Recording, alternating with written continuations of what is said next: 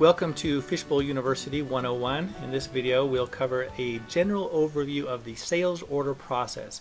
This will include the sales order module, the picking module, and the shipping module. Here in the sales order module you'll see all of our currently open orders, and I could double click one of these to load it, but instead let's create a new order, and we'll do this with 5 steps. Number 1 is to click the new button. Number 2 is to select a customer, and notice as I type it narrows down the matches already in the system. Or if I add someone who's not yet in the system, I can click Add New. This launches the new customer wizard, which is one way to add customers to your database. We won't do this though. The other ways to add them, by the way, are in the customer module, or you can do CSV imports for much greater efficiency. This time let's just use one of our current customers. We'll use Ashley. Step 3 is to select the quantity of the product we want to add to our order, and step 4 is to select the products itself.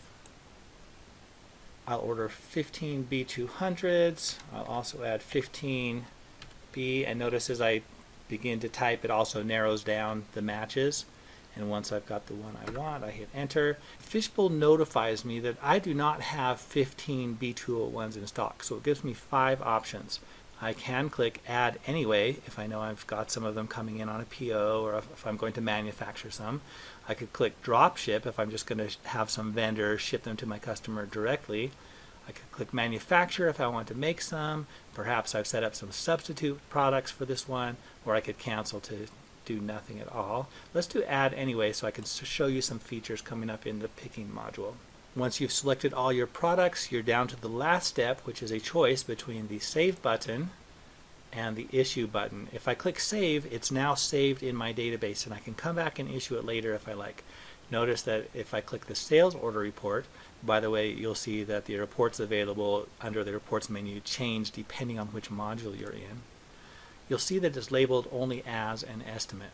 However, once I click Issue, now if I look at the same sales order report, it's labeled as a sales order. At this point, I've taken inventory that was on hand and I've changed it to allocated status. And with that, we're really done with the sales order module, so let's go to picking. I could open the picking module on the left and then search for this order 572, but if I use the button on top, it not only takes me there, but it loads this currently open order for me. Now here you see the B201 has been divided into 2 rows, the 10 that are in stock and the 5 that are not. And the icon, the green triangle, means it's in stock, the red square says it's not. Also you'll see in the search pane that some of our open picks have green dots next to them. This tells me that all of the parts needed to pick this order are currently in stock. Other ones, like our 572, has a yellow dot telling me that some parts are in stock, others not. And finally, if you see a red dot, you know that none of the parts needed to pick this order are currently in stock.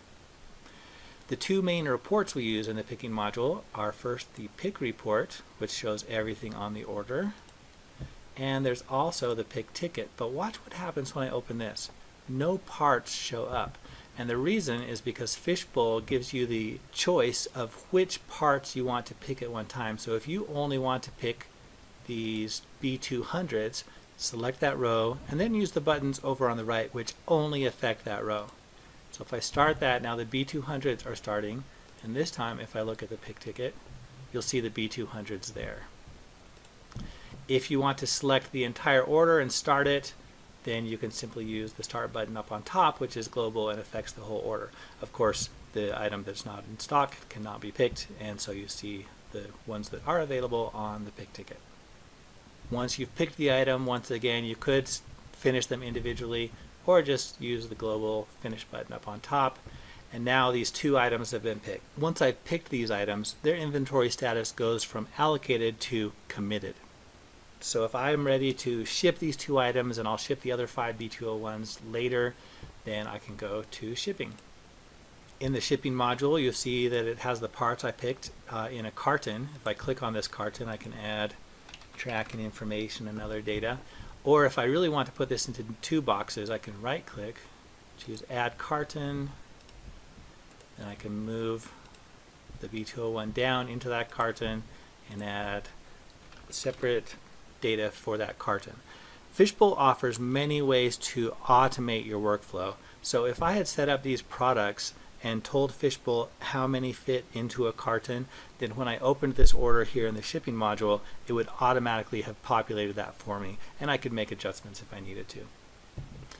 Finally, if I want to mark these as packed but not shipped, I can use the packing button. I can look at the packing list and print that out or email it if I like, and notice that it shows the quantity shipped and how many remaining, so I still have 5 B201s that are not yet shipped from the order. And once I've really shipped it, I just click the ship button, and at this point the inventory quantity has changed from committed status to being removed entirely from my inventory quantities. Thanks for watching Fishbowl University 101, the sales order process.